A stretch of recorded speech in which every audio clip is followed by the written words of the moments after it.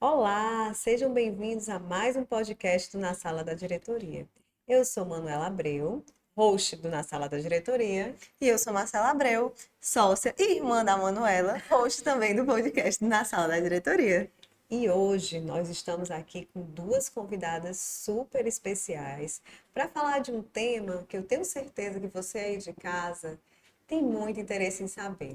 É criando filhos com inteligência emocional. Vamos descobrir qual é o segredo disso? Então vamos receber hoje Manuela e Camila. Se apresentem, meninas. Sejam Sejam muito bem-vindas. bem-vindas. Obrigada. Vai, minha sócia, se apresente. Ei, tu vai. Oi, gente, tudo bem? Muito obrigada pelo convite. É um prazer estar aqui falando desse tema que é tão relevante, né? Que faz tanto a diferença em transformar o futuro das nossas crianças. Eu sou Manuela Baima, psicóloga infanto-juvenil, futura neuropsicóloga. E já estou na clínica há 11 anos, uma estrada bem densa nesse universo. E há 3 empreendemos no Transforma Infância, que é o nosso espaço de desenvolvimento infantil, e também nossas clínicas, onde a gente tem todo tipo de serviço, psicoterapia, terapia água, neuropsicologia, e ainda o nosso projeto de Habilidades para a Vida, para as crianças passarem a tarde conosco, para aprender habilidades sociais, em inglês e ainda tem equipamento pedagógico. Eita, Vendi o menina, peixe? vendeu peixe. Ela já começou Eu já entregando. uma apresentação depois dessa. Eu sou Camila dos Santos, sou neuropsicóloga. Estou há menos tempo que a Manu, tenho uns 5, 6 anos de formada. Eu nunca sei ao certo, porque eu sou péssima de matemática. A Manu disse que tem 5 anos que eu sou formada, ou há 10 anos que eu sou formada há 5 anos. Brincando. Eu, junto com a Manu, né, a gente somos fundadoras do Transforma Infância, que também tem cursos de desenvolvimento para profissionais. Olha aí, a gente né? completa. É verdade. E também, né, ainda faço atendimento. Eu e a Manu, a gente ainda atende. Tem muita gente que pergunta se a gente continua atendendo. E sim, esse é o nosso core, né? Como o pessoal diz. Eu não entendi como é que forma a matemática do dia delas, tá? Que só tem, todo mundo só tem 24 horas, mas elas fazem um Mas monte a de gente coisa. consegue. E olha que a gente tem turnos off, super temos. Verdade, tem que ter. É verdade, para a nossa saúde, né, mental. É muito importante. importante a gente ter.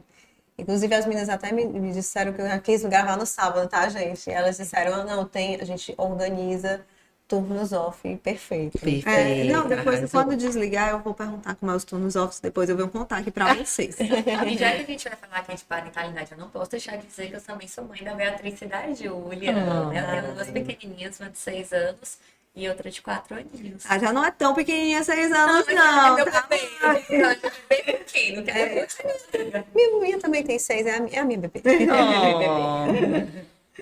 E é isso. Então vamos começar, porque eu estou assim Bora. super ansiosa. Então vamos lá. Manu e Camila. Como os pais podem identificar os primeiros sinais de desenvolvimento emocional das crianças? desde bebê. Né? Já Sim. nasce, a gente brinca. A emoção é igual, algo que já vem com a gente, né? A gente vai aprendendo a identificar com o desenvolvimento. Naquele comecinho, o bebê, ele ainda é muito fisiológico, né? Ele vai sentir o desconforto da sede, da fome, mas ali ele já está criando o seu arcabouço emocional. Sim. Então, esse cuidador que vem, que cuida com jeito, que cuida com afeto, já vai deixando marcas, né? Conexões sinápticas nessa criança de que é alguém em que eu posso confiar. Então, ó, dentro da barriga já está acontecendo o processo. Verdade. E esses sinais, né, amiga, a gente pode falar assim de manifestações desse corpo, como a Manu disse, né? Então, a comunicação, bebê que chora mais, bebê que chora menos, o tempo que esse bebê leva para ser acalentado, também é um sinal, né, que faz com que a gente perceba se ele esse desenvolvimento emocional, como é que ele está acontecendo, o quanto que esse bebê dorme bem, o sono é um outro sinal importante, se esse bebê consegue ter uma boa noite de sono, se não, é muito comum que não, e isso, né, vai envolver outros fatores, mas o tempo de resposta é também importante, o quanto que essa criança consegue ir aí se comunicando. Depois de beber, ele primeiro tem um choro, depois vão ter as primeiras palavrinhas. Então, quando as crianças, né, chegam no consultório muito pequenininhas, geralmente as famílias trazem sinais quando não está com esse desenvolvimento emocional muito próximo do esperado, como crianças que têm dificuldade de expressar, por exemplo, sentimentos de raiva e tristeza, que seguram muito o choro. Não sei se vocês já viram no infantil, Sim. né? Crianças que quando se machucam, seguram o choro, não conseguem externalizar, Ficam bem vermelhos, né? ficam, mas não consegue mesmo chorar, dizer que doeu, ou então aquelas crianças que ficam com raiva e param de falar com os pais, né, não fazem contato visual, demoram muito nesse processo de, não vou chamar nem de autorregulação, porque não é esperado que ele se autorregule, mas é um processo mesmo de externalização dessas emoções. Então, isso já seriam aí sinais, né, de um desenvolvimento emocional que a gente teria que ter um olhar mais cuidadoso. Para Perfeito. vocês verem como é precoce, tem um estudo estadunidense que mostra o desenvolvimento da moralidade com bebês de 6 meses. Então, o estudo é tipo os bebês, eles olham uma cena em que um personagem bate no outro e o outro apresenta sinais de sofrimento. Sim. Aí depois o pesquisador bota, ó, quem é... E, tipo, o bebê ainda não entende a fala, vai dizendo, qual é o personagem que você prefere, esse ou esse? E as crianças tudo preferiram o que, no caso, levou, né, a que apanhou. Sim, apanhou. E não que bateu, Não, que bebê de bateu. 6 meses. Que massa, Olha que amiga, não conhecia incrível, esse viu? estudo. E meninas, a próxima pergunta é: muitas coisas a gente sabe, a gente conversou bastante num podcast anterior, que é um desafio para as famílias nutrirem esse desenvolvimento emocional sem colocar questões da próprio desenvolvimento psicológico dele como genitor, né? E às vezes, quando você comentou, a criança ela tem uma dificuldade de expressar que o choro, e muitas vezes, quando a gente vai analisar, será que a família não está dizendo, ó, filho, não caiu, não chora, Não precisa não chorar. precisa chorar, Sim. ou quando algo incomoda, porque isso é uma coisa que foi muito normalizada da Por gente muito crescer com isso, A né? gente não resolve as coisas no choro. Exatamente. Então, quais são, meninas, os principais desafios que as famílias enfrentam, né, para desenvolver e nutrir esse desenvolvimento emocional sem projetar as suas questões da sua psique? Sim, isso é quase impossível. Vai ter sempre. E é importante também que a gente diga que não é de todo ruim, né? Não é de todo mal. Porque hoje os pais, com o aumento de profissionais que cuidam da infância, né? A infância é um campo que hoje tem cada vez mais especialistas. Então, a gente saiu, né, de um fenômeno em que a criança era um mini adulto, que antigamente se entendia assim, Sim. para um outro polo em que tem muitos cuidados com a infância. E isso traz também para os pais uma série de culpabilizações, né? E a grande maioria dos pais, pelo menos, né, assim, os que a gente recebe em consultório, são pais que estão tentando ser pais melhores, Sim. né? E aí eu sempre tenho muito cuidado como eu vou trazer isso, porque os pais ficam, às vezes, no movimento de, eu tive uma questão com o meu pai, não quero que isso aconteça com o meu filho, e aí acaba falhando em imposições de limites, por exemplo, e aí não consegue ser assertivo em colocar os limites, porque acha que vai ser muito duro, porque acha que a criança não pode ser exposta a uma frustração. Então, acho que a primeira coisa a ser dita é que sempre vai haver essa projeção, sempre vai haver essa influência, e o que a gente tem que olhar é para esse pai, o cuidador, ser cuidado. Porque aí, quando, né, ele for aplicar esses cuidados com a sua criança, ele vai ter uma consciência maior das suas questões, para que juntos eles consigam ali não desenvolver esses comportamentos, talvez não assertivos, que ele não quer. E é preciso que a gente entenda que os pais, quando eles vão educar, eles já vêm, é como se tivesse uma mochilinha que são das crenças deles. Sim. Então, eu acho que isso é certo, eu acho que isso é errado. Como a Cami pontuou, eu fui criada com tinha que estudar muito, com muita regra, então eu vou reproduzir isso. E uma coisa que a gente orienta muito para as famílias é entender quais são as necessidades básicas daquela criança, as necessidades emocionais. Então, no consultório, a gente vê muito um pai e uma mãe com um histórico difícil, que tinha uma infância mais humilde, que venceu só, e para os filhos é tudo muito duro e tem que ser assim. E quando você recebe o paciente, eles falam, tia Manu, meu pai não me entende, minha mãe não me entende, eu não gosto de conversar com eles, eu não me sinto à vontade. Só que na cabeça do pai e da mãe, não tem que ser assim e tal. Então, a gente, no consultório, tenta fazer muito esse acolhimento e levar essa família a um entendimento do que é deles, do que é do filho, para a gente conseguir ajustar um canal de comunicação. muitas vezes isso se encontrando, a gente já consegue ter muitas respostas. Porque, embora seja óbvio, muitas famílias não conversam, Sim. não sabem as necessidades. E a gente fala muito assim, né? Você, como pai e mãe, está construindo o óculos com o qual o seu filho vê a Da vida. vida. Tem um aparato biológico? Tem, mas vão ter uma série de experiências e vivências que vão contribuir para a formação desse óculos. Aí eu gosto muito de trabalhar com metáfora no consultório. Tu tem um amigo que é mais feliz? Tu tem um amigo que é mais triste? Isso faz parte do óculos com o qual a pessoa interpreta o que ela vive. E a gente vai trazendo essa psicoeducação para os pais que ajuda muito na parentalidade. Muito massa, muito Perfeito, legal. eu vou levar o óculos para minha vida. Vamos estar esse ano. Com certeza. E aí, meninas, como é que os pais podem ajudar os filhos a lidarem com essas emoções difíceis, com frustração, raiva e que seja de forma saudável? Porque a gente sabe que hoje poucas nossas crianças são frustradas, Sim. né?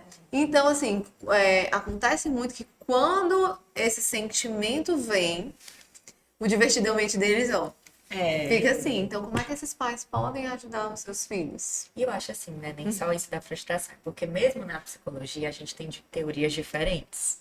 Então você vai ver teorias que vão defender, tipo, ai, a vida já vai frustrar, acolha. Vão ter teorias que vão dizer, é necessário consequência mesmo, deixa a criança viver. Uma coisa que a gente orienta muitos pais no consultório é a serem observadores dos seus filhos. Porque a gente vai aprendendo com o que a criança nos comunica. E a educação, ela dá sinais. A educação é algo que você percebe pelos seus resultados. É claro que tem crianças que têm transtornos e algumas psicopatologias que vão necessitar um olhar mais específico. Mas levando em consideração, né, um desenvolvimento neurotípico, os reflexos dessa educação, elas vão aparecendo. Então, esses desafios vão fazer parte do processo e entender sobre eles vai ajudar muito as famílias a manejar também. Agora, como lidar? Vou dar uma dica bem bacana. Eu acho que essa vai para o espectador. Vou dar uma dica que eu faço muito no consultório e faço muito com as minhas filhas. Eu gosto muito de ensinar os pais a serem tradutores, interpretadores das experiências das crianças. Então, por exemplo, a criança está ali frustrada, você pode narrar. Dizer, filho, tu queria muito aquele brinquedo, isso quando a criança está um pouco mais regular, tá? Então, sim. na hora Do quente. do quente você retira do ambiente, leva para um ambiente de baixa estimulação, acalmou um tempinho depois, você pode ajudar com a interpretação. Então, filha, tu tava muito irritada, ou então tu tá... Vou falando com a minha filha mesmo, que ela tá implicando muito com a irmã, e aí eu cheguei pra ela e falei assim, filha, eu percebi que tu tá querendo chamar a atenção desse jeito. Tu tá querendo chamar a atenção da mamãe batendo na Juju, empurrando a Juju. Sabia que você pode chamar a atenção de uma outra forma? Sendo gentil. Aí ela fez uma coisinha errada, eu disse, filha, você escolheu naquele momento fazer algo errado. Você tem a chance agora de escolher fazer o certo. Foi ontem mesmo, você começa. Você vai escolher fazer o certo? Que era, tipo, seguir a rotina, o horário que estava atrasado para a escola, ou estava sem querer ir no chão. Sim. Então, você vai querer, eu confio que você consegue. Então, não só de interpretar, mas de dar essa base emocional para a criança. Perfeito. Eu também penso que é os pais conseguirem ter tempo para executar as práticas. No consultório, eu e a Amanda, a gente tem um estilo de atendimento que nós somos muito interventivas, no sentido de, vamos lá, pai, me conta, qual é o momento que tu não tá conseguindo fazer? A gente não fica muito apenas na abstração, no campo das ideias. A gente faz uma análise que, tecnicamente, a gente chama funcional do comportamento. Então, o que é que acontece? Antes, durante e depois, aquele, sei lá, momento de frustração, que a criança apresenta um comportamento inadequado. E aí, quando a gente explica as estratégias, olha, você pode fazer dessa forma, coloca ele num espaço sem estímulos. Ai, Camila, mas aí ele fica gritando e chorando. Tudo bem, a gente precisa sustentar um pouco. E aí, às vezes, os pais, nessa correria que a gente vive, não tem muito tempo. Os pais dizem, ai, Camila, primeiro que eu não aguento o choro, eu dou logo porque aqui no meu ouvido eu já venho com a cabeça cheia do escritório, e aí eu tô muito cansada e aí eu vou ceder. Então, a gente faz com que os pais percebam que, muitas vezes, a não aplicação das estratégias é em decorrência das suas necessidades.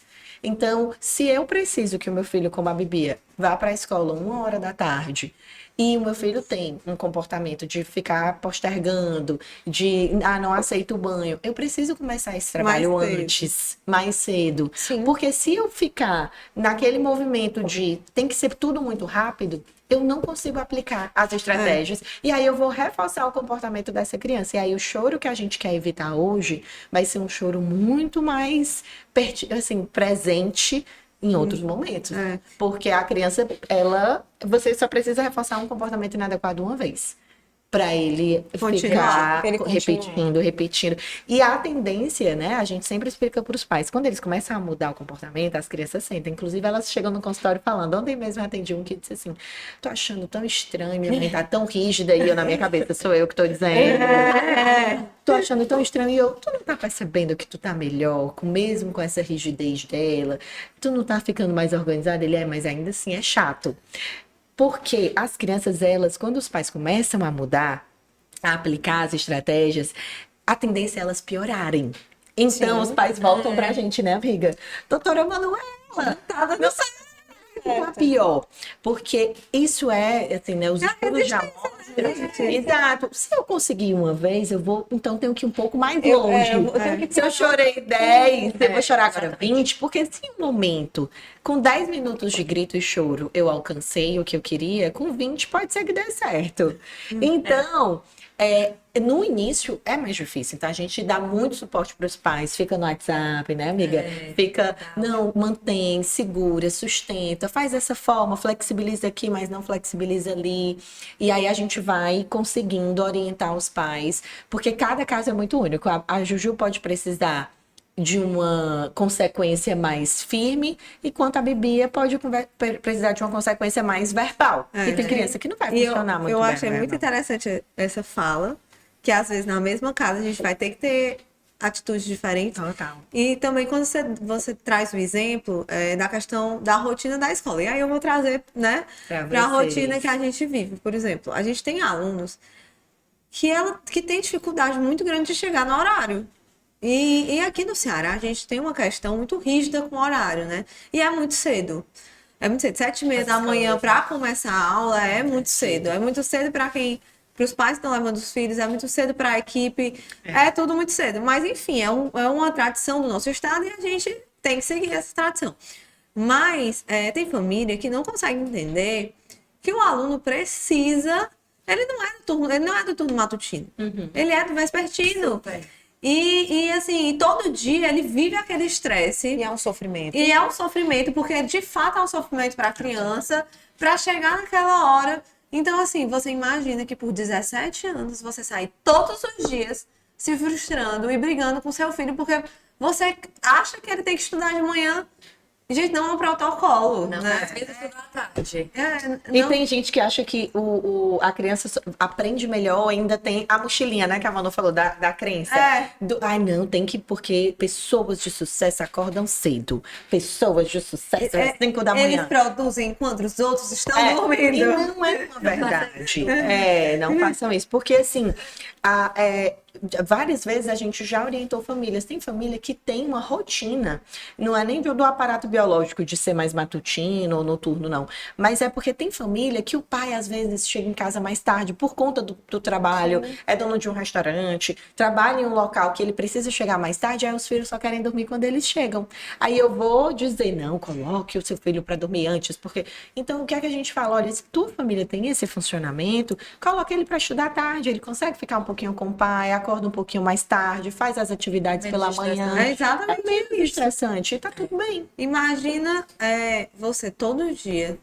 Gente, tem família que começa a acordar as crianças às 5 da manhã. É. Ai, não. Mas eu sempre E percebi não. que o turno da tarde sempre foi um pouco, assim, marginalizado no sentido da margem mesmo, de colocado de lado do tipo, estuda à tarde, não. Mas é tipo isso. E os pais têm uma crença que de manhã é melhor. Exato. Entendeu? Que de manhã é sempre melhor. E não, isso vai muito o que vocês falaram, da rotina, do estilo de vida. do estilo de vida, da logística. Essa vida que acorda às 5 da manhã para começar, porque dizem exatamente isso, é uma guerra lá em casa. Gente, isso não pode estar sendo saudável. Não pode estar sendo E, saudável. assim, tem algo, a gente precisa observar, como vocês dizem, a gente precisa conhecer cada criança e conhecer os nossos filhos, né? Então você precisa observar, por que está sendo uma guerra? será que ele está dormindo o suficiente? Será que a criança Isso. tá tendo tá satisfazendo as necessidades biológicas dela em relação ao sono, a tudo? Se você não tem, por exemplo, uma rede de apoio que te ajude a preparar um café da manhã, então já pensou em acordar um pouco mais cedo, você já fazer esse preparo? Também trabalhar a autonomia da criança, porque às vezes você deixa para fazer tudo, por exemplo, de manhã. A criança vai arrumar a mochila, aí você vai arrumar a lancheira. Então, por que também não prever um pouco? Por exemplo, a minha tem 6 anos, hoje ela já, no dia anterior, ela arruma a mochila dela, ela já deixa tudo preparado. E você conhecer seu filho é muito importante. A gente criou uma planilhazinha.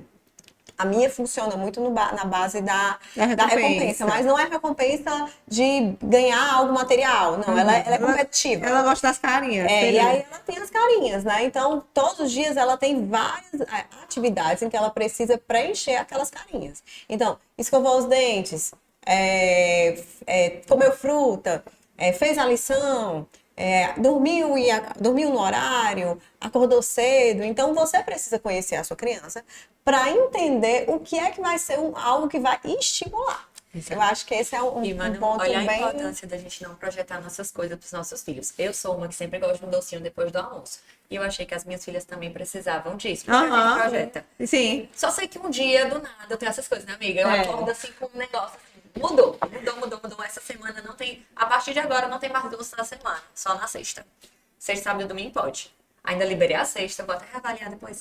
E eu vi que as meninas vão sofrer, meu Deus, muita dependência. Eu não vou conseguir, porque se fosse eu não ia conseguir. Pois na primeira semana elas já disseram, mamãe, doce só na sexta, né? Então, e hoje em dia, ó, tranquilo, comem fruta depois do almoço. De vez em quando pede, mas eu digo não, só na sexta. Tá tudo bem. Não acredito. O sofrimento maior era teu. Então, se a gente projeta demais, tem que ter esse cuidado. E aí, linka muito com a nossa próxima pergunta, que qual é a idade, se existe uma idade específica, porque os pais comecem a prestar mais atenção ainda nessa questão do desenvolvimento socioemocional dos filhos, se tem aquela virada de chave, assim, ou se não, se desde da barriga a gente sempre precisa estar ligado. Eu conto, tu conta. Arranje. Desde sempre, né, a gente vai precisar ter esse cuidado, porque a criança ela vai tendo uma sofisticação cognitiva. Então, por exemplo, o nível de desregulação que eu espero de uma criança de 6 não é o mesmo de uma de 3. Isso. E aí, às vezes, os pais falam, mano, como é que é educar sendo psicóloga infantil? A melhor coisa de educar sendo psicóloga infantil é que você entende um pouco mais. Sim. Então, no sentido de desenvolvimento, do que esperar. Quando você entende, você não se desespera tanto. É que nem um médico. Às vezes a gente pega o exame, tá tudo errado. Ele diz, não, isso aqui tá dentro do padrão, é normal. Isso. Mesmo jeito. Então, a gente gosta muito de orientar os pais que se nutram desse conhecimento, porque o conhecimento ele é um grande aliado das práticas parentais assertivas. Então, eu entender, né? Quando você me fala, qual é a virada de chave? Se você é um pai, uma mãe, é muito importante que você entenda, você tenha um mínimo de base sobre o que faz uma criança de 3. E, gente, isso a gente consegue muito fácil. Em tempos de chat GPT, De podcast. não tem como você não saber. Sim. É muita informação. Exato. Pode ser negligente com aquilo que é mais precioso. Né? Hoje as redes sociais, você mesmo que está assistindo, já é um primeiro passo. É, você isso. está assistindo. Mas esse cuidado podcast, Com qualidade. Porque cuidado você- com os conteúdos. Esse aqui é de qualidade, mas tem uns que não são. você já está buscando, Isso. né, se informar. Porque eu falo muito, bato muito, não existe curso para ser pai e mãe. Não, Né? gente. E não tem receita, Exato. não tem receita mágica, mas a gente pode sim, a partir de leituras, de conhecimento com pessoas que de fato têm propriedade para falar do assunto, conseguir conhecer melhor os nossos filhos e cada um deles entendendo, né, o que é que faz sentido para a nossa família, dentro dos nossos valores, e conseguir realmente todos os dias trabalhar nessa missão que é formar um cidadão, uma criança feliz, um adolescente feliz e um adulto feliz. E eu ainda digo mais, quando você encontra todas as respostas da infância, vem a adolescência. Então, Uma coisa que eu vejo assim que os pais ainda fazem pouco é observar outras crianças. É, Tem uma convivência com outras crianças. Porque aí você também tem ali, da mesma idade da sua, um alinhamento, né, de tanto de expectativa, quanto você consegue fazer, não um comparativo a nível de a minha criança tem que ser melhor ou igual fulano, Aham. mas de comportamento mesmo, né? Porque elas vão expressar comportamentos muito parecidos. Então, o pai ir brincar com a turminha da criança, ficar ali enquanto observador, Acompanhar os encontros, né? acompanhar os encontros, ver a forma como o seu filho interage, porque a gente recebe muitos pais de filhos únicos, né, que às vezes chegam, ai Camila, ele tá se comportando 5 anos, não sabe dividir. Aí a gente vai esmiuçar. O que é não saber dividir? Não, quando ele tá no grupo, um colega pede X coisa e ele diz que não, só depois com insistência do amigo que ele consegue dividir. Aí a gente vai olhar para esse contexto. É um filho único, não tem muitas vivências de grupo, faz esportes individuais, né? Aí eu digo, tá, e qual esporte que ele faz? Beach tênis. Ou então tênis, que ainda é mais individual, natação. Então, bora colocar ele num esporte coletivo. Porque aí a gente vai trazer para ele essa noção de que quando se perde um grupo, perde, quando ganha é o grupo que ganha, não é uma performance individual. Sim. Tem toda Não essa... depende só dele. Não né? depende só dele. Então, muitas vezes é essa falta de contato social que os pais acabam tendo, que vão dificultando esse entendimento de o que é que eu espero da minha criança. Acho que também é uma prática assim, do dia a dia que vai favorecer. Quando a Camila falou, quando entende tudo da infância, chega à adolescência, pois é, eu digo, quando a gente tá assim, no auge, a gente se acha, a gente conhece todo mundo, aqui no 5º ano. Não vai chegar a transição do 5º pro A 6º gente ano. até com psicóloga, né, que tem muito tempo de profissão, a gente pega eles pequenininhos, tudo te chamando, Depois, a voz muda. Exatamente, aí você vem assim, tá, então vamos lá, vamos resetar aqui esse aparelho e começar todo de novo. É verdade, é uma outra fase. Camila começou a falar algumas estratégias, né, práticas que me levam para a próxima pergunta, né? De como é que os pais, quais estratégias práticas, além do que a gente já falou aqui, a gente pode adotar para criar um ambiente seguro e acolhedor, para que propicie o desenvolvimento emocional saudável. Ser das aquele nossas crianças. adulto de segurança que hoje, né, é tão importante e a gente vê tanto essa deficiência dentro de casa que às vezes as crianças não têm um adulto de segurança deles. Eu penso que uma das primeiras coisas é, enquanto casal, antes de ter filho, você conversar com o seu parceiro. O quanto que o seu parceiro deseja ser pai, o quanto que você deseja ser mãe. Porque uma coisa é o campo do desejo, outra é na realidade. Na realidade. Cuidar, né, de vocês, assim, de quanto que vocês estão disponíveis, porque uma das coisas que a gente mais vê na parentalidade é a disponibilidade, porque você precisa abrir mão efetivamente de muitas questões suas para formar o outro, para ser esse adulto de segurança. Então, algumas coisas, né, amiga, você que é mãe pode ainda dizer com maior propriedade de vivência, mas precisam ser colocadas de lado. E aí a gente vê muitos casais em conflitos, muitos casais que se separam após o nascimento de um filho, porque não se alinharam antes. Então, acho que uma das primeiras coisas é uma conversa franca com o seu companheiro, assim, com perguntas difíceis. Vamos se organizar aqui, quanto que você deseja, o quanto que você está disponível, porque às vezes a criança nasce o filho e aí o marido chega, não, mas eu queria investir mais tempo na minha carreira, ou eu não queria ser pai, e acho que é uma das primeiras coisas antes de efetivamente começar o processo da parentalidade. Verdade. E assim, essas estratégias envolvem muitas coisas práticas. Por exemplo, a gente que dá muita orientação de pais, amanhã eu sou, bem dizer, uma mãe solo casada. Porque tem muito, né? Nossa, demais. A rotina sou eu que tenho que levar, porque aí ele já disse que a menina tem que fazer inglês, tem que fazer não sei o quê. Aí ela me narrou uma rotina super complexa. Eu falei, olha, não tem santo que obre assim o teu milagre, porque o teu problema é muito de logística, é muito de morar longe, de todas as atividades que a criança faz. Tu precisa entender que existem coisas reais, que tu precisa fazer escolhas. Por exemplo, eu poderia dar vários exemplos, mas vou dar um meu. Eu percebi que fazia uma diferença muito grande no meu limiar de saúde mental eu atender até, por exemplo, 6 horas e eu parar às 5. faz uma diferença. 6 horas eu já pegava mais trânsito, eu já chegava ali com muita fome, e eu já Não chegava pegava mais... as meninas na Não escola. pegava as meninas na escola, eu já chegava muito irritada. Então eu tomei uma decisão, porque a gente não pode ter tudo. Sim. Verdade. Eu comecei a me organizar para não atender mais às 6. E aí, ok, em tese, eu perdi o valor daquela consulta, só que outras E coisas... causou uma dor numa família, mas são escolhas, né? Não, porque eu transformo, tem o transformo. Tem a equipe. Mas é porque às vezes as pessoas acham que a gente toma uma decisão assim porque é fácil. E não é. É, E não muito é. Toda difícil. decisão ela vai ser difícil. Porque eu sempre penso no outro lado, né? Que quando a gente faz Agora uma dei as altas, mudança, viu? Eu não disse tchau. Foi quando foi de alta.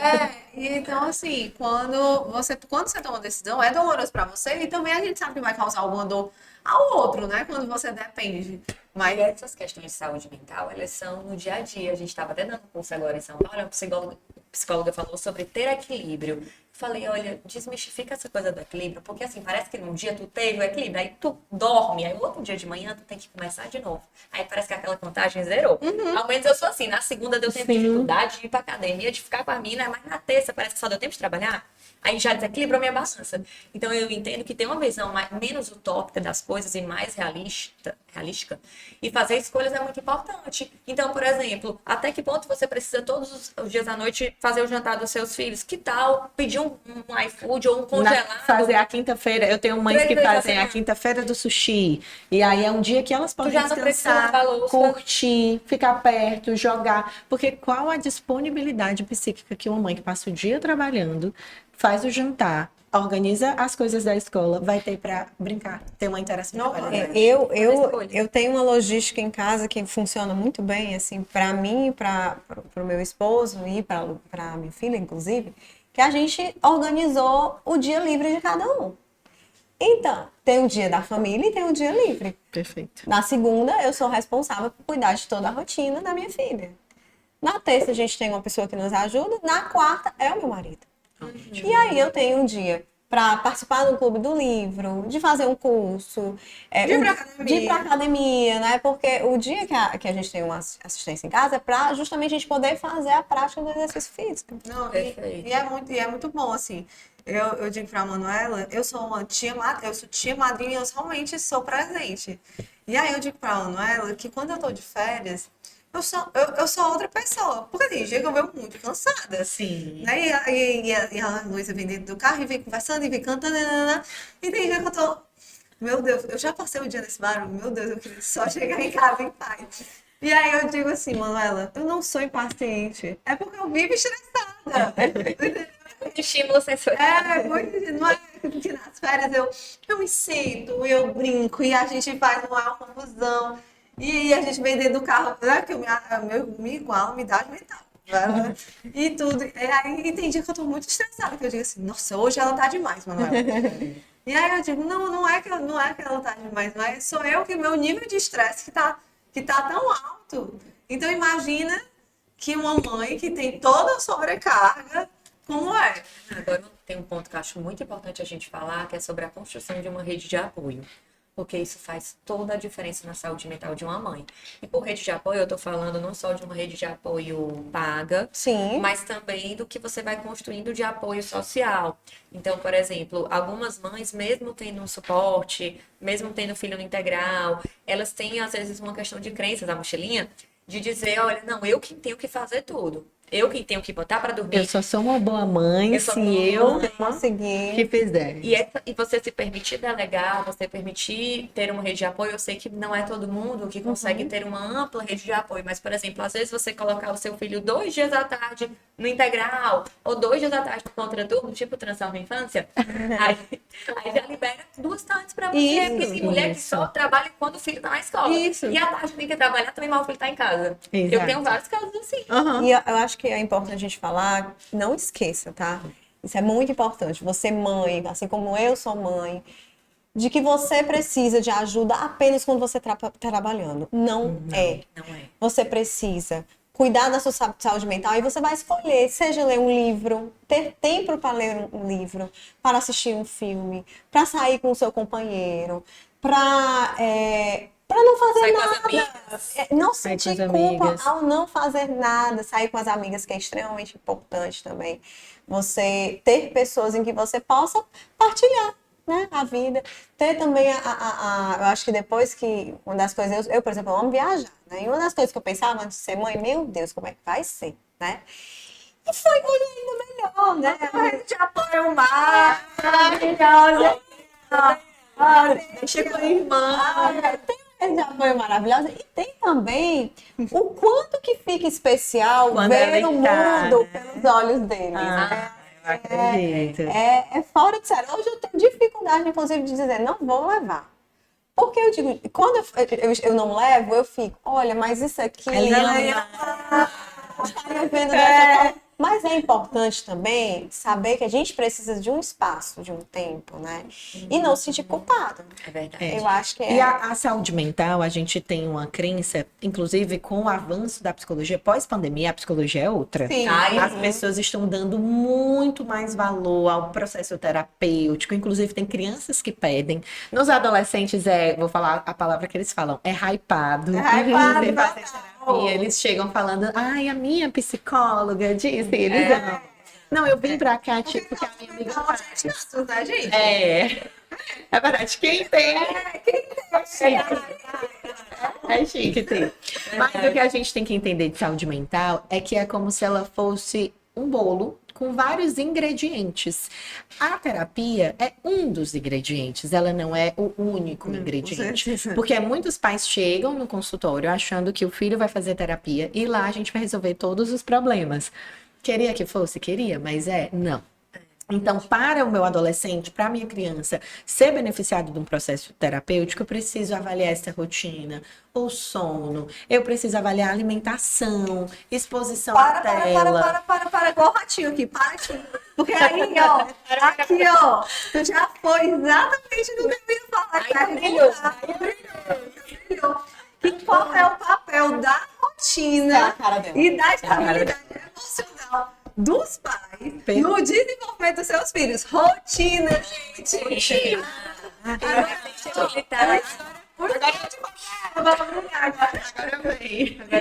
é exatamente isso. Então, assim, a gente tem que ter todos esses ingredientes operando junto. Uma mãe com uma boa saúde mental, um pai que está sendo cuidado, para acontecer, a gente ter a implementação de uma rotina. Porque quando a gente fala das crianças pequenas, elas vão entender muito mais as consequências das coisas do que as razões. Então, tem pai que diz assim, Camila, mas ela não entende a razão de todo dia cumprir os combinados.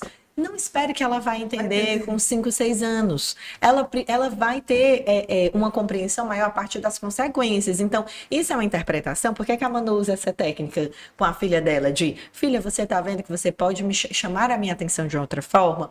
Porque ela está trazendo para a consciência da Bibia a consequência da ação dela. Assim, quando ela diz, filha, como você quebrou a alcinha da garrafinha da Juju, a sua alcinha agora vai ser da sua irmã. Perfeito. Exatamente. Então, isso quando ela faz, ela tá mostrando para a Bibi uma consequência prática. E as crianças, hoje, E agora nível ela de não tem mais alcinha, neurociência, ela vai ter que Contar que ela criou uma pra ela com uma fita de cetim. Olha que maravilha. Olha a criatividade Olha a sendo criatividade exercitada do aí, Crazy, né? Porque ela cortou a Júlia, foi um negócio proposital. Aí a sua vai ser da Júlia. Maravilha. E eles têm maravilhoso, eles têm que entender essa consequência. Eu acho. Eu virei muito fã da rotina também. Eu não era, tá, gente? Porque eu sou a mente maluca, né? Mas hoje, assim, e é muito bacana porque eu acho que o ser humano, ele precisa de segurança, ponto um. E ele precisa de previsibilidade, né? E são coisas que a rotina traz. E hoje, por exemplo, a minha funciona muito bem na rotina. Ela liga muito as coisas à rotina. Por exemplo, sexta-feira eu sei que é o dia do brinquedo, então eu espero a semana toda o dia do brinquedo para levar para a escola. Na quinta-feira, ela já decorou que na escola dela, né, é o dia do hino. Então, ela sabe. E aí é engraçado, até, por exemplo, quando a pessoa que trabalha com a gente, que tem um dia específico de ficar com ela, troca, já desorganiza a cabeça dela. Não, mas hoje é dia de jiu-jitsu. Por que que fulana não está aqui comigo? Entendeu? Então, é assim, isso eu acho que para a criança, eu sempre falo na escola, e é uma coisa que a gente faz com todos os professores, antes de iniciar a aula, a gente coloca a agenda. Para eles saberem exatamente o que vão vai esperar. acontecer. Perfeito. E porque eu acho que isso dá menos possibilidades, inclusive, de desorganização, de desregulação. Eu sou uma adulta que gosta da rotina. Assim, eu amo a minha rotina. Essa semana foi uma semana bem atípica. E aí o meu marido brinca que ele pergunta assim, eu queria saber assim, quanto canto que tu anda. E aí ontem ele perguntou, e aí, o que tu vai fazer hoje? Graças a Deus, hoje eu vou passar um dia na escola. Eu vou almoçar na escola. Meu Deus, que saudade. Eu amo a rotina. Eu amo tomar café da manhã todo dia a mesma coisa. Sim, Eu amo tipo, chegar. E eu sou metódica. Chegar, sentar na minha mesa, abrir minha agenda. Então eu acho que isso foi uma coisa. A minha mãe, ela gosta muito da rotina, né? Então eu fui uma criança que tinha rotina. E eu sou uma adulta que gosta da rotina. Assim, eu amo viajar. Mas eu amo voltar pra casa. Eu amo, tipo, saber o que eu vou fazer todo dia e fazer a mesma coisa. Ir na mesma hora pra academia, ir no mesmo supermercado. Eu sou essa E pessoa. tem até uma compreensão errônea de que a rotina não nos permite ser criativos, né? Tem muita gente que fala, mas na verdade ela propicia esses cenários, porque você vai ter um ambiente organizado, você vai saber o que vai acontecer no seu dia, e isso facilita com que você tenha ideias, processos de fluência, originalidade, que você seja inventivo. Porque você tem uma ordem, né? Exatamente, a rotina seguir. bordeja. Não é que vai ser, tem uma rotina estabilizada, você vai ser inflexível. Isso, ou exatamente. não vai desenvolver processos criativos. Não, na verdade, a rotina ela é a base para todas essas outras habilidades mais refinadas. Então, quando os pacientes chegam no consultório, um paciente chegou no meu consultório, assim, geralmente eu sempre brinco, né, assim, que a gente organizando 5 pilares, a maioria das crianças se organizam, que é organizar o sono, a rotina, expor a atividade física, diminuir o tempo de tela e a alimentação. Pronto. Tu organiza esses 5 pilares. Quando você... Até eu chegar na demanda, minha criança está ansiosa. A demanda é essa. Peraí, deixa eu voltar. Como é que estão esses 5 aqui? Aí, às vezes, a criança tem rotina, mas não faz uma atividade física. Faz uma atividade física, mas passa a noite inteira em telas, com um tempo de exposição muito maior, o que ativa vários neurotransmissores e os hormônios, enfim. Então, resolveu esses 5, é muito difícil você não ter uma criança organizada. Aí é quando, depois disso, eu vou pensar em algo psicológico. A gente vai se aprofundar na questão. Exato. E aí, Perfeito, e isso. aí a gente segue, né? Para como é que, pronto, vimos os 5, tá tudo check, né? Perfeito. Como é, gente, que a gente consegue incentivar os nossos filhos a expressarem, né, as suas emoções de forma verbal? Como é que a gente consegue propiciar um ambiente para eles em que eles se sintam seguros para E isso? não ser aquele adolescente que chega no consultório e diz assim, meu pai não me entende, minha mãe não me entende. Ai, meu Deus, é verdade. Mas assim, vejam, as crianças, elas são ótimas observadoras e não são tão boas intérpretes. Então, muito da sua condução vai depender, muito da condução da criança vai depender naturalmente da nossa condução. Tem pai e mãe que às vezes até tem todo esse cuidado emocional, mas, por exemplo, é muito interpretativo. É tipo, você tá com raiva por isso, aí já joga tudo pra criança. E além de você fazer uma interpretação assertiva que você pode fazer nos momentos que forem desafiadores ou outros que você vive, é muito importante dar esse espaço. É porque é diferente de você ser intérprete, como você falou no começo da nossa conversa, de você fazer juízo de valor daquilo, né? Sim. Você pergunta, o intérprete, acho que ele tem que ser assim, né? Aconteceu isso, isso e isso. É assim mesmo? Você concorda com isso que eu acabei de falar? É assim que você está É assim que você está sentindo, é Ou assim tem que mais você está alguma vendo, coisa? né? Ou eu falei algo que não faz sentido para Pronto, você. perfeito. Eu acho que é muito isso, a gente ter muito cuidado de esse papel de intérprete não ser colocado como algo que é fechado, que é uma verdade universal. Absoluta. Ah, você tá com raiva porque você não aguenta ser frustrado e você é um menino mimado. Ei, eu fiz um juízo de valor. Realmente. Você entende? Aí eu não tô interpretando, eu já tô trazendo o que é O meu. meu sentimento. conflito, Exato. Verdade. É diferente de você dizer, você sentiu raiva por quê? Exato. Por que que você cortou a alça da sua irmã? O que que gerou isso? Vamos Exato. entender Vamos esse entender. comportamento. E outra coisa, a gente faz muito isso na psicologia, que é o uso de recursos. Então, por exemplo, tem vários livrinhos que podem ajudar você a conversar com a criança sobre as emoções dentro de uma linguagem mais projetiva, que elas entendem. Tem um que eu absolutamente amo, é meu livro preferido da vida. Deixa eu ver se eu vou É o acertar. Dino Davisauro. Ah, Dino Davisauro. sim. É Eu lindo amo o livro, a também. ilustração é linda e é uma metáfora sobre a raiva, sobre desregulação e como a gente pode se acalmar. Então, às vezes a criança não vai entender de uma maneira muito abstrata o que tu tá tentando orientar, mas Sim. quando tem um livrinho ou tem alguma cena que você pode pegar, a gente faz isso na terapia, a gente pega uma cenazinha do YouTube, tipo um curta-metragem. O que que aconteceu nisso? E como é que, o que que essa criança estava sentindo? E como é que ela poderia resolver de forma diferente esse problema? Tudo isso você está dando recursos para a criança aumentar o repertório dela, comportamental, emocional. Porque imagina só, imagina que tu tá com uma dor aqui na tua mão e tu não sabe o que é essa dor. Aí vem o médico e diz, ó, Manu, tu tá com essa dor porque essa veia tá muito perto dessa. E quando elas se encostam, tem esse choque. Aí tu, então já entendi. Então é assim, então beleza, isso deixa de ser uma figura, né? Isso deixa de ser algo que se destaca na tua consciência para ser algo que tu já interpretou e tu vai dar atenção a outras coisas. Do mesmo jeito são as emoções. Vem aquela questão biológica muito forte, porque as emoções, elas são biológicas. E a gente vai sentindo. Aí elas se transformam em sentimento. Sentimento é quando eu dou um conceito para minha emoção. O medo é de cachorro. Sim. A raiva é porque pegaram meu brinquedo. Então a gente vai dando essa interpretação para aumentar o repertório da criança. Acho que a leitura é uma das principais ferramentas que a gente pode usar. Tem um que é Tenho Monstros na Minha Barriga. Ai, amo esse Muito livro. Maravilhoso também. E tem o mais monstro, tem o dois Tem também, o que são dois, emoções né? mais complexas. Eu penso que assim ter livros, né, que falem desse desenvolvimento emocional é muito importante. E uma outra prática que eu sempre oriento os pais é eles falarem das emoções deles. Sim. Contar histórias. Então, eu já fiz no consultório, por exemplo, um paciente que não conheceu a avó. E aí ele perguntava para mim, a gente foi fazer uma brincadeira que envolvia família, e aí ele dizia, tia, será que a minha avó, o que é que ela trabalhava, hein? Às vezes, aí tinha uma pergunta na cartinha que era, se você pudesse fazer uma pergunta para alguém que não está mais aqui, para quem você perguntaria? E ele disse que queria fazer para ela. E aí eu mandei uma mensagem e perguntei, você já perguntou à sua mãe? Ele disse, não, eu acho que não é bom eu perguntar isso para ela, porque como é a mãe dela que morreu, ela deve ficar triste.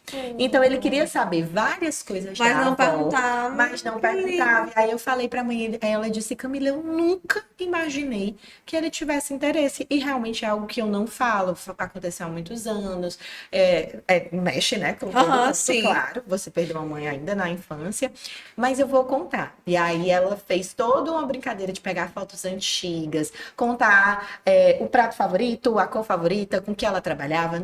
Na outra semana ele chegou no consultório, tia, tu não sabe, a minha avó era médica de criança, ela gostava disso, a cor dela é a mesma da minha. Então, isso é muito importante para a criança ver a gente falando dos nossos próprios sentimentos, ver a gente dizendo o quanto que tá triste ou frustrado, e a gente ser modelo, que é algo que muitas vezes não acontece pela velocidade com que a gente vive a vida. Algo que eu faço, acho que independente da religião, a gente pode adaptar, né? A gente tem 2 momentos com a nossa filha durante o dia que são, assim, muito importantes. Primeiro, é o início do dia, que a gente preza para sempre tomar o café da manhã juntos. É uma refeição que nem sempre a gente consegue jantar e almoçar, né? Então, almoçar nunca, mas jantar às vezes sim, né? Então, a gente pega esse momento do dia e a gente faz uma leitura com ela, né? Nós somos católicos, então a gente utiliza o Café com Deus Pai para crianças. E é muito legal porque é através das histórias e que são adaptadas para a idade, para a faixa etária, a gente conversa sobre muitos temas. Ontem foi até engraçado. Dia de quinta é o dia que eu digo que eu não vou cozinhar em casa. E aí eu janto na casa dela. Eu me convido para jantar na casa dela. E aí ontem a gente tava jantando todo mundo junto. E aí o nome do meu marido é Davi. E aí ela tinha lido a história de Davi e Golias. Aí Já trouxe. aí ela, titio, você matou Golias. E é legal porque no final do dia, o que a gente faz, além de fazer a oração, é perguntar para cada um, não é só para ela, o que mais o que você mais gostou do dia, tá? Então, todos nós temos que responder. E isso é legal, inclusive, para a gente pensar, como eu adoro pensar, o que foi que eu fiz no meu dia e que foi mais interessante. E às vezes são coisas da rotina. E quase sempre são coisas da rotina que a gente às vezes não valoriza, não para.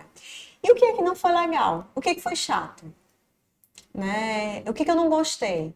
E a gente fala sobre o que a gente não gostou. E ela vai aprendendo, né?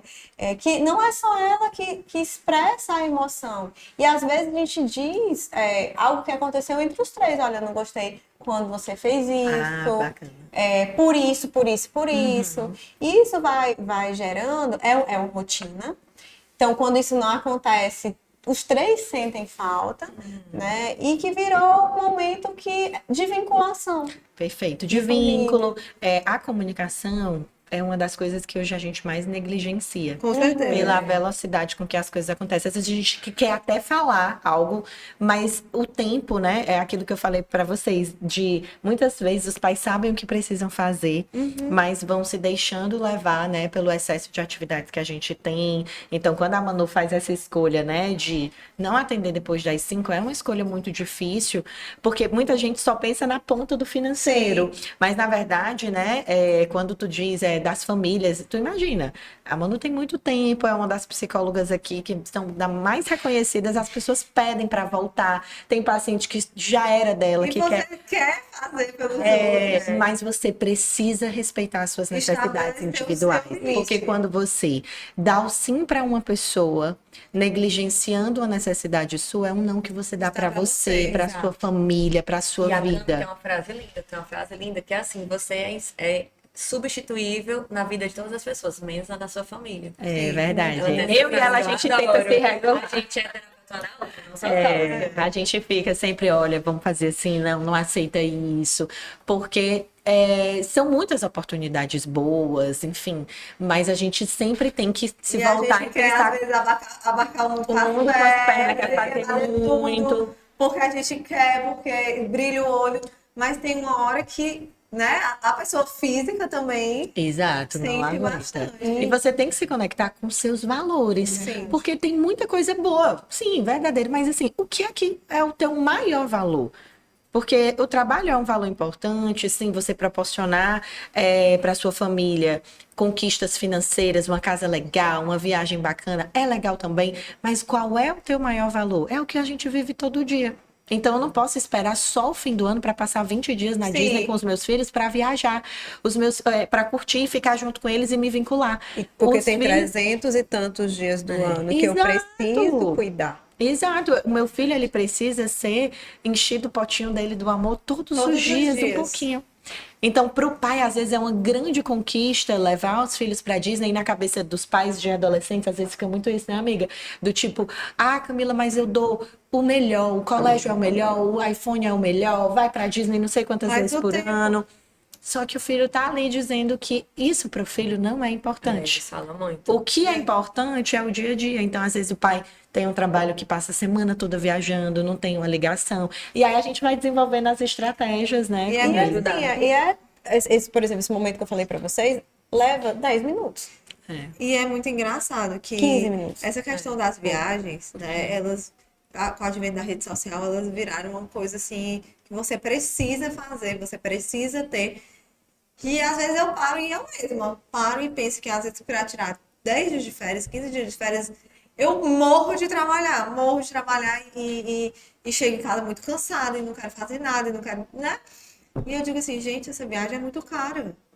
Porque ela não é muito cara só financeiramente. Ela é muito cara porque para eu passar 10 dias Fora, né? fora, eu passei um mês morrido, né? Sem coragem para nada, porque eu tava trabalhando demais. Então, será que a gente realmente precisa desses 10 dias fora? Será que não é melhor a gente...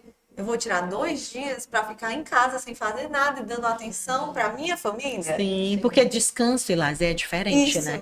E a gente tende a confundir. Tem- Não, a gente Totalmente. A gente cresceu numa família, não tira férias, só tira férias quando viaja. Só que quando você viaja, Você tá tá de- Você volta assim, mentalmente ok, mas você não também conscientizar. É, verdade. Verdade. É muito. Férias das férias. É férias das férias. E meninas, que a gente falou aqui do que a terapia está hypada. Está hypada, todo mundo quer fazer, e os pais acham, querem delegar também, às vezes, o que poderia ser resolvido com a rotina em casa, também para a psicóloga, até para a escola. E aí, eu queria perguntar para vocês, quais são os sinais que uma criança precisa de fato de apoio especializado no desenvolvimento emocional e quando os pais devem procurar essa ajuda, não só porque está hypado. Perfeito. Essa informação é muito importante, né? Que vai ajudar muito as famílias. Tem algo, porque assim, a infância vai ser cheia de coisinhas, né? Uma questão ali, outra aqui e tal. E tem algo que a gente conversa muito na psicologia, que é a questão da intensidade e da frequência do problema e como isso tem consequência no prejuízo da funcionalidade. Então, por exemplo, esse problema aparece de forma cada vez mais frequente. Vou dar um exemplo. A minha filha teve os primeiros, o segundo lockdown, ela passou 15 dias gaga. Assim, tipo, transtorno de fluência de linguagem. Isso. Por 15 dias. E aí passou. A coisa de observar os seus filhos, né? Então, a criança se apresenta um tiquezinho no olho, uma coisinha que nem sempre vai ser algo psicopatológico, ou tá mais medrosa. Então, como é que você, pai e mãe, pode prestar atenção nisso? Observe se cada vez mais está piorando, está passando ali 3, 4 semanas e parece que aquilo ali não se resolve, frequência maior, intensidade maior. E também, Manu, está prejudicando. Eu noto que ele os amiguinhos se afastam, ou ele está com muita dificuldade de fazer a rotina de casa, está muito irritadiço, está muito choroso.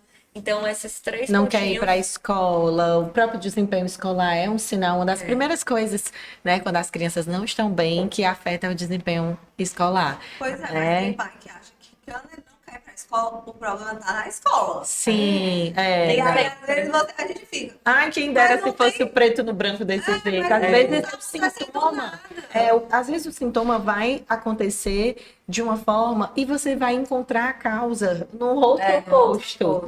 É a manifestação dele que acontece em relação a não querer ir para a escola. Mas não é que o problema seja na escola. Então, esse é um bom momento. Apesar de que hoje a gente tem práticas preventivas. Então, o teu filho não precisa fazer necessariamente a terapia para ser estimulado um desenvolvimento emocional. Hoje, né, o nosso primeiro projeto foi o Habilidades para a Vida, que é um projeto em que as crianças passam a tarde conversando, interagindo. A interação social ela é um fator de proteção para o desenvolvimento emocional. E a gente mudou muito a forma como a gente se desenvolve, né? Os apartamentos estão cada vez menores. O desenvolvimento motor é a base para as outras habilidades. Então, se eu tenho uma criança que não pula, que não corre, que não tem desafios motores nesse ambiente doméstico, como é que a gente vai ter desafio motor muitas vezes no apartamento de 42 metros quadrados? E a gente tem cada vez mais dificuldades. Então, assim, levar a criança para o parquinho, levar a criança para a praça, andar de bicicleta, para beira-mar. Pra beira-mar tá Exato, para perfeito. aproveitar.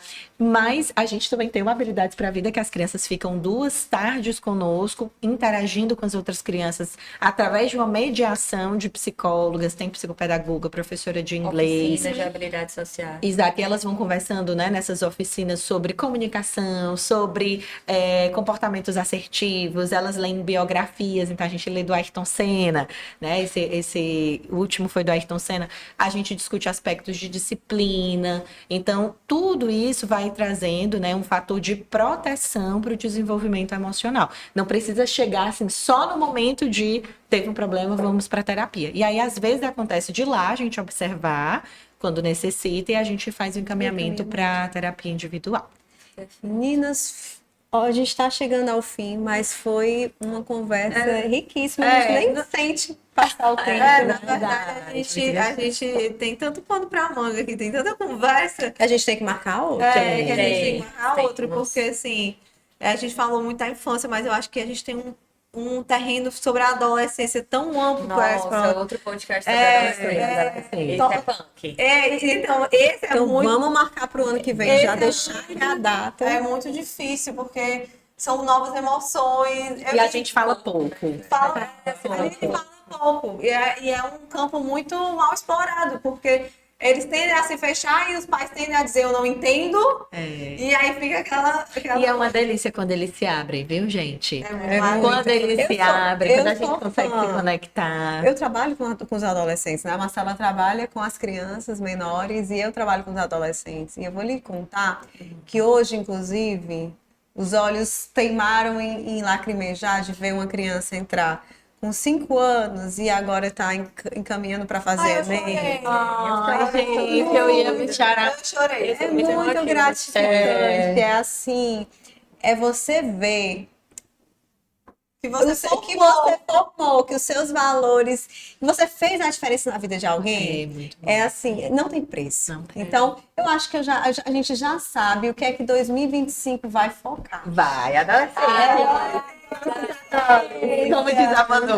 Nada, olha. Gente, muito obrigada por terem assistido até aqui. Foi um prazer imenso receber vocês, de verdade. Eu adorei. Eu disse antes delas chegarem que eu nem sabia que eram elas, mas eu disse que eu só rinodei delas. Eu faço propaganda demais do serviço delas, porque é incrível o trabalho que elas fazem.